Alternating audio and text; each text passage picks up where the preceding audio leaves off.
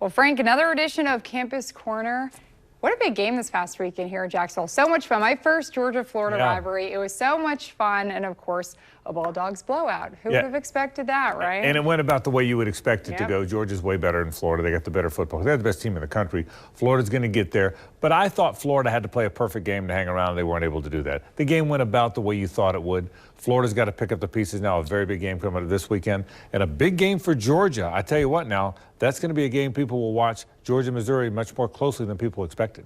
Can you believe Missouri is 14th? 14th in the nation in college football. It's insane. And he's done a good job. Eli Drinkwitz had to find his quarterback, and he found him in Brady Cook. And all of a sudden, they've got a pretty good football team now. They have to go to Georgia. Remember, they played Georgia pretty close in Columbia a year ago, and Georgia pulled away at the end. But that was a close game for 3 quarters.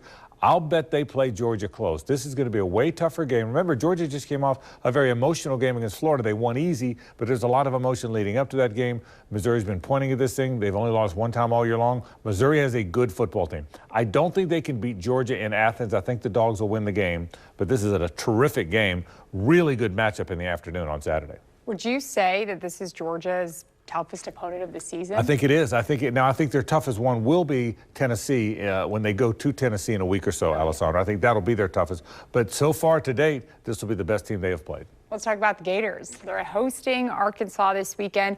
But if you look at the end of the season, 3 top 15 opponents for the Gators. They really need to win this one. You hit it on the head. That's exactly right. Because of those 3 opponents at Missouri, at LSU, and then home against a really good Florida State team, those are going to be really tough. This is one they should win, and it's one they have to win because this gets them bowl eligible. And Alessandro just hit it. The fact of the matter is, it's your last chance to win one that I think you're definitely going to win, but you better find a way to win this. Billy Napier needs to get to a bowl. He needs to keep that great recruiting class together, and that'll get harder if he keeps losing. So a gigantic game for the Gators at noon on Saturday.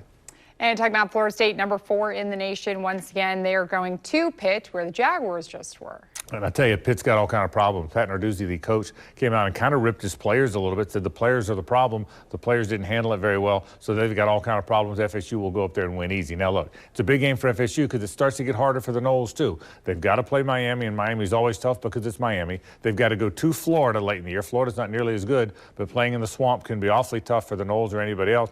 And then they've got to play an ACC championship game, probably against Louisville, it looks like now, with North Carolina getting beat. So FSU's got some tough ones down the road as well. But this one should be easy. I think the Noles go on the road and win easily against Pitt. And, you know, in the beginning of the season right now, we were looking so much the AP Top 25 poll. And now we're kind of shifting to the college football playoffs and getting more of a clearer view of who may be playing the semifinals, who may be playing for a national championship, you know, in a couple months. Here's what's interesting about that. There's a lot of undefeated teams. Michigan and Ohio State are both undefeated. Now, one of those are going to lose because they've got to play each other. FSU's undefeated. Washington's undefeated. Georgia's undefeated. So there's a lot of teams lumped in there really together. It'll be interesting to see the way it plays out. Who knows? This is the best time of college football right here. Going into November, you have the rivalry games. We're going to have Florida State. It's going to be fun. Great time of year for college football fans. There you go. Well, Frank, thank you so much. And that's your look at sports.